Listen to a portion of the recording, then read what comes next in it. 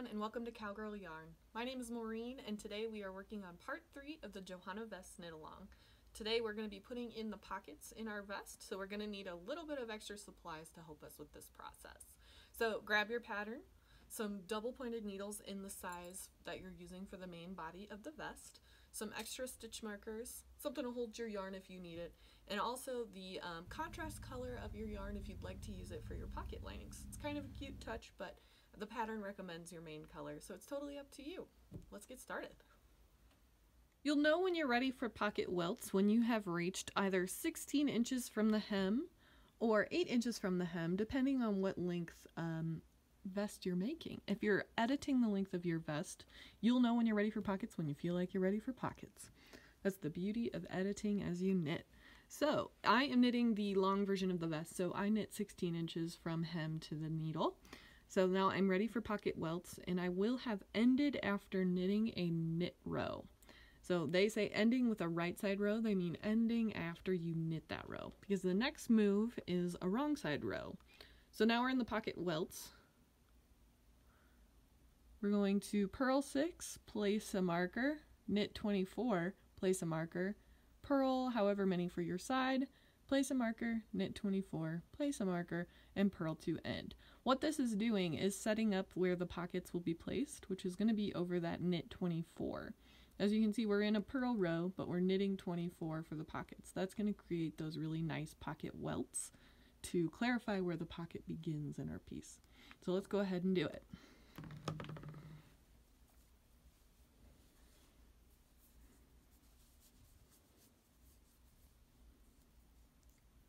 So I'm going to purl 6.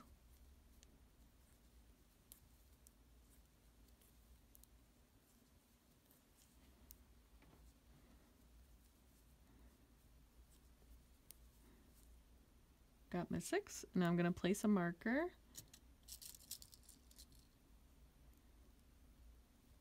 And now I'm going to knit 24.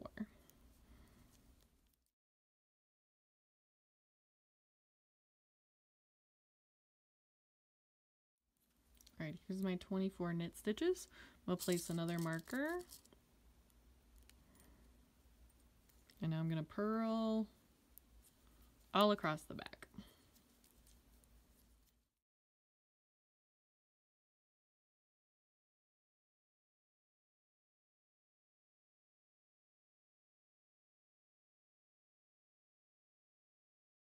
Once you have purled across here, you have 30 stitches left because you'll have 6 stitches here and 24 stitches for the pocket.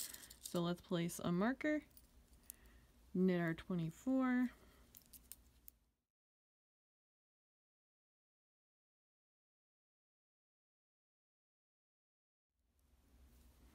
So I have 6 left here, so I'm going to place one more marker. And I'm going to purl my final 6 to end our setup row on the wrong side.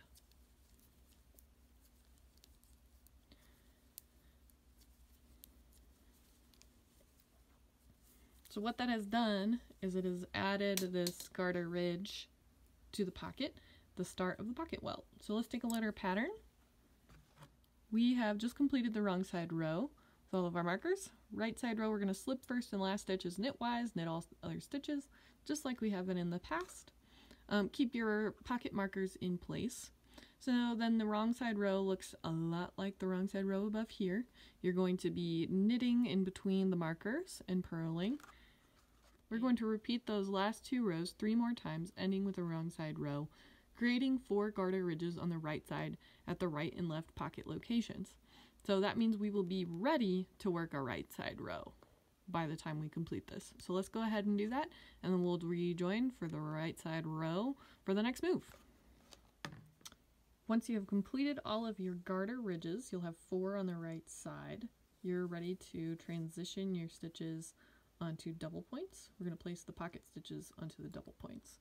So take a look at your pattern, and we'll be on right side row under pocket welts. So it says slip 6 stitches purlwise. So we're going to slip our first 6 stitches. We'll slip our first 6 stitches purlwise. And you're using your main body needle to do this. Now we're going to remove our stitch markers. and put the pocket stitches on a double point.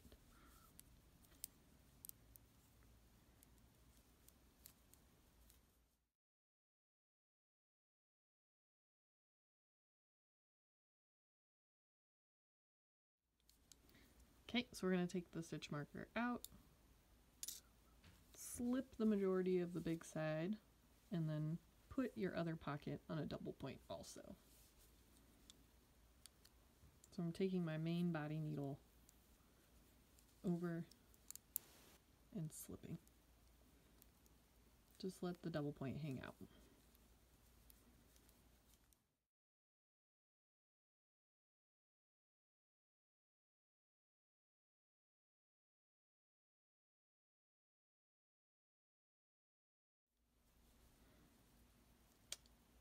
Slipped all the body stitches onto my main needle, so I'm over to my other pocket. I'm going to take out the marker, grab a double point, and slip the pocket stitches onto their own double point.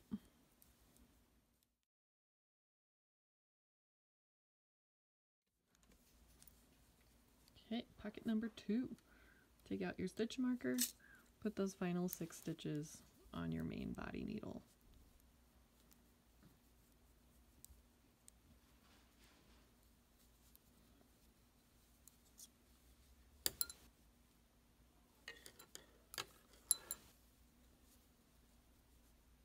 Alrighty, everybody is safely on a needle. Once you've completed slipping your stitches and putting your pocket stitches onto double pointed needles, it's time to knit your pocket lining.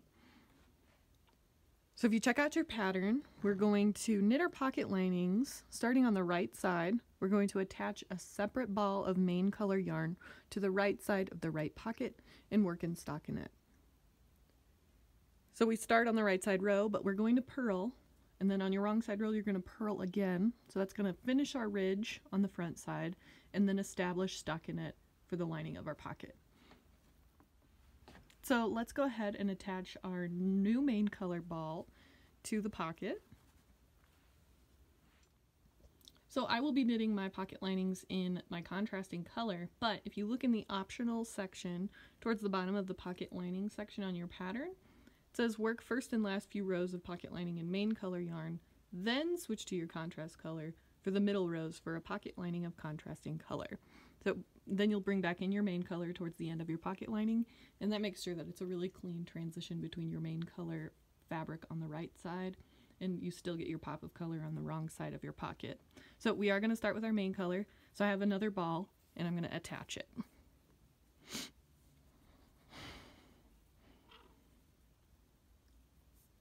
All right, so I'm ready to purl all stitches. So I've got a spare double point so that I can work my double point pocket stitches, and I'm just going to bring my yarn to the front and purl across.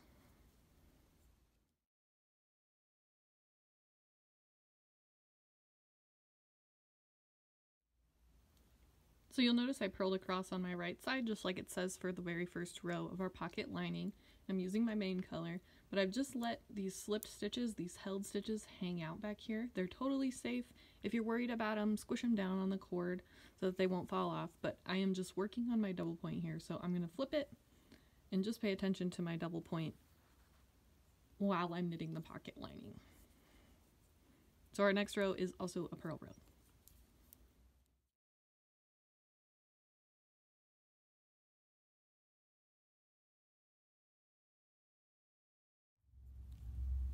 Alright, we're back to our right side. I'm going to knit 2 more rows in my main color, and then I'll bring in my green because I wanted 4 rows of the main just to make sure that the green wouldn't poke out way too much when it was on the right side. So I'm going to knit 2 more rows in stockinette stitch, and then I'll add in my green and continue for 8 inches, and then bring back in the gray for another 4 rows in stockinette.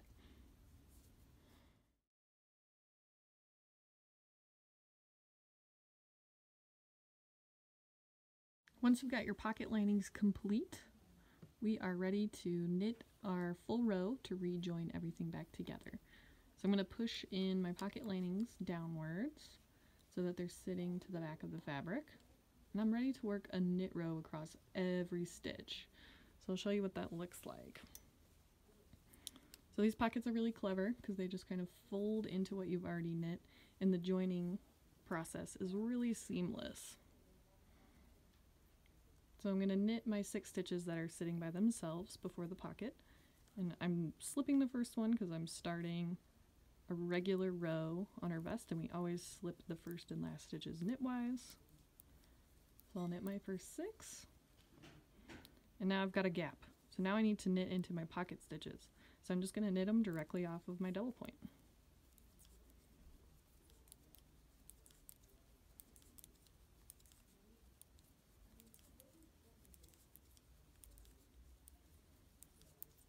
And I pushed it in so that the right side is facing.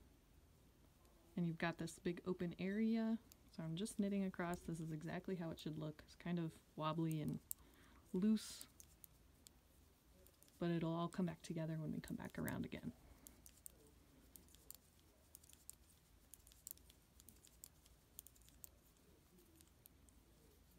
All right, there's my first pocket knit off, and I'm going to slip over, slide the rest of my back stitches up on my big needle, and just knit across. And I'll do the exact same thing when I come to the second pocket. I'm just going to knit across and rejoin everything back in one row.